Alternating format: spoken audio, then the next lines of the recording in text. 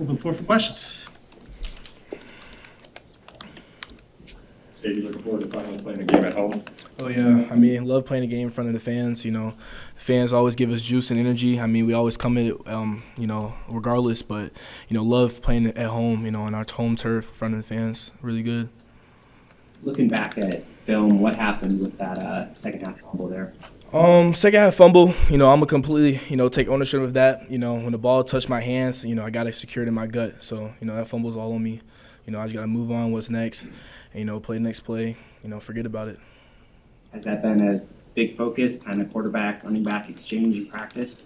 Yeah, definitely. You know, when that, you know, significant event happens in the game, you know, we really want to double down on the process and practice, you know, find out, you know, what's the issue, and then just like, you know, have, you know, good meshes from here on out, you know, do extra meshes after practice, before practice, just to prevent that problem.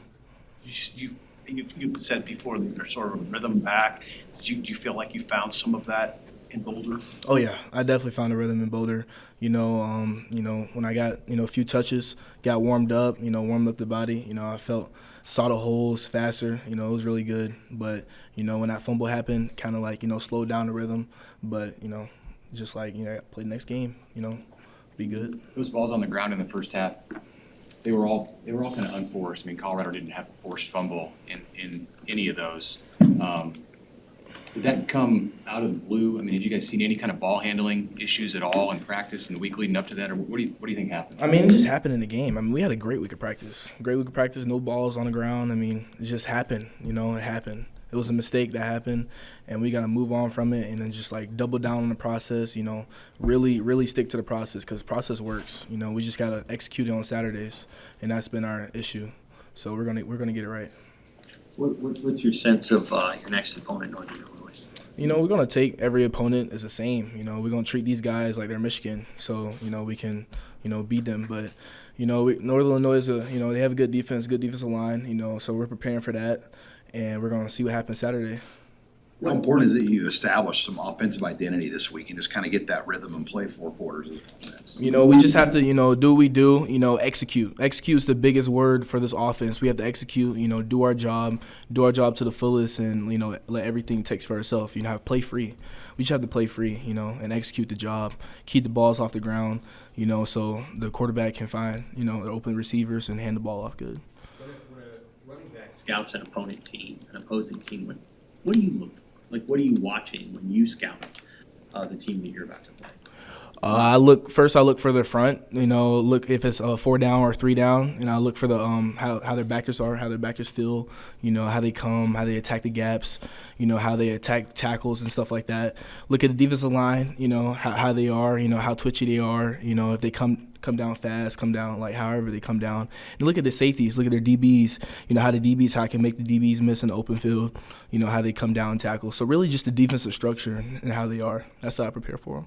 What have you learned about this staff and just how they deal with adversity when things don't go quite as you want them to? I mean, this staff, even if they deal with adversity, they still going to double down on the process. They're still going to believe in their process and, you know, do what they believe in. And that's what we have been doing. It hasn't been working out for us, but we're just trying to still believe because we know we're a good team. We just have to put it all together.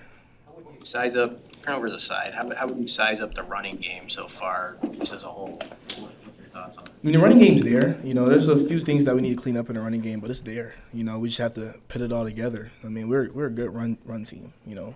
We just have to play a full, complete game, and you'd be surprised with the result. Do you get a sense of urgency from the offense needing to put points on the board in the first half, which you guys haven't been able to do yet?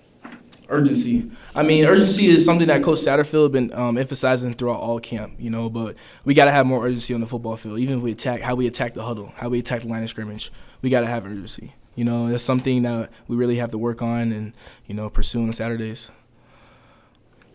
Is it a challenge to double down on the process? I mean, it's one thing to do it when you're winning games.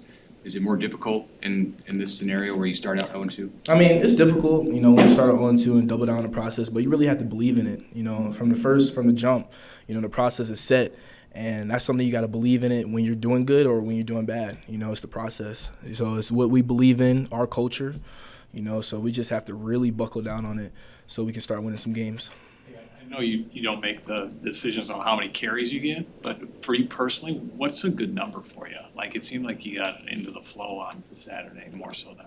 I mean, you know, I want carries. I mean, I just have to produce with the ball. You know, it really doesn't matter how many carries I get. I really just have to, every time I touch that ball, I have to get positive yards and, you know, have an effective run from it.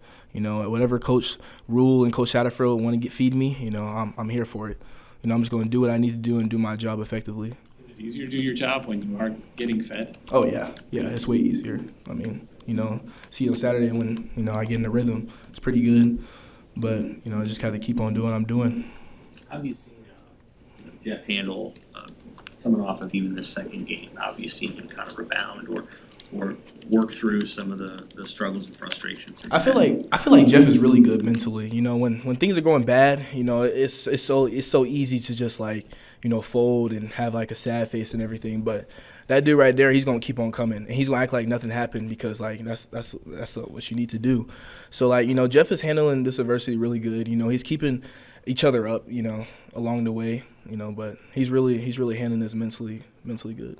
If he can't go this week, what's your chemistry like with Heinrich? Oh, me and H go way back. I mean, I lived with H when I first got here, you know what I'm saying? So me and H be in the backyard in our old house running balls, you know, just like throwing and catching balls. So I'm not worried about, you know, if Heinrich's in the game, you know. We're just going to do what we do, you know, and execute. All right. Thank you all. Thanks, Gabe.